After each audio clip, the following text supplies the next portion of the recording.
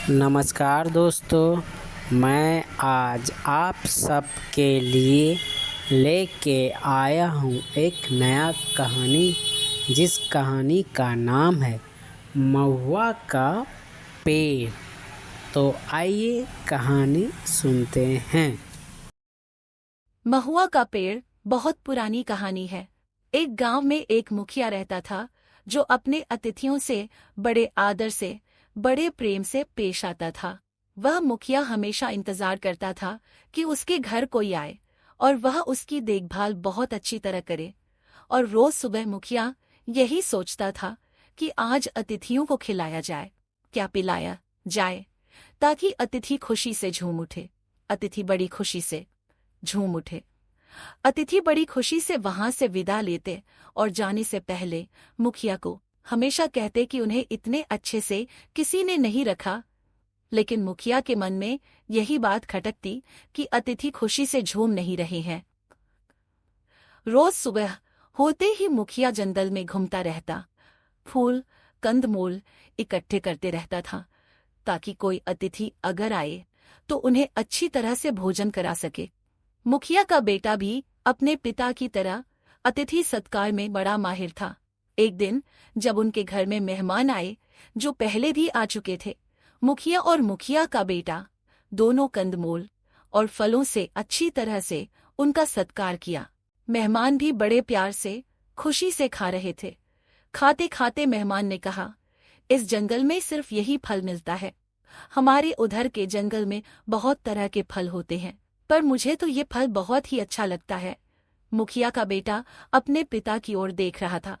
मुखिया ने कहा, हम जंगल में घूमते रहते हैं ताकि हमें कुछ और किस्म का फल मिल जाए, लेकिन इस जंगल में सिर्फ ये ही पाई जाती है।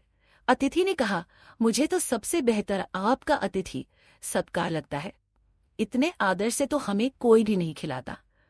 उस रात को मुखिया का बेटा मुखिया से कहा, मैं कुछ दिन के लिए जंगल के भीतर और अच्छी तरह से छानबीन करने के लिए जा रहा हूं। देखो, अगर मुझे कुछ और मिल जाए। मुखिया को बड़ो अच्छी लगी ये बात। उसने बेटे से कहा। घूमते घूमते वह बहुत ही थक गया था। एक पेड़ के नीचे बैठ वह आराम करने लगा। अचानक उसके सर पर एक चिड़िया आकर बैठी और फिर फुदकती हुई चली गई। अरे, ये चिड़िया तो बड़ी मस्ती से झूम रही है। उसने चारों ओर देखा। यहाँ की सारी चिड़िया तो बड़ी खुश नजर आ रही है। क्या बात है? वह गौर से देखता रहा। चिड़ियों की ओर उस पेड़ के नीचे एक गड्ढा था जिसमें पानी था। चिड़िया उड़ती हुई उस गड्ढे के पास गई। उन्होंने पानी पिया और झूमते हुए चहकने लगी। और जिस चिड़िया ने अभी तक पानी नहीं पिया था, वह उतने उत्साह से झूम नहीं रही थी। इसका मतलब है कि उस पानी में कुछ है। मुखिया का बेटा गड्ढे के पास बैठ गया और उसने गड्ढे का पानी पी लिया। अरे, ये पानी तो बड़ा अजीब है। पीने से झूमने को मन करता है। क्या है इस पानी में? अच्छा, यह तो महुए का पेड़ है। इसके फल झरझर के उसी पानी में गिर रहे थे, तो इसका मतलब है कि महुए के फल में वह झूमने वाली चीज है। मुखिया का बेटा मन ही मन झूम उठा। ये ही तो वह कितने दिनों से तलाश कर रहा था।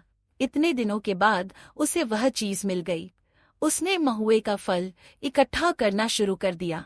ढेर सार फलों को लेकर वह घर की ओर चल दिया। उधर मुखिया बहुत ही चिंतित हो उठा था। कहाँ गया उसका बेटा?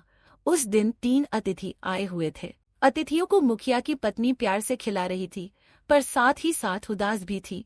अपने पति की ओर बार बार देख रही थी। अचानक मुखिया के चेहरे पर रौनक आ गई। उसकी पत्नी समझ गई कि बेटा वापस आ गया है।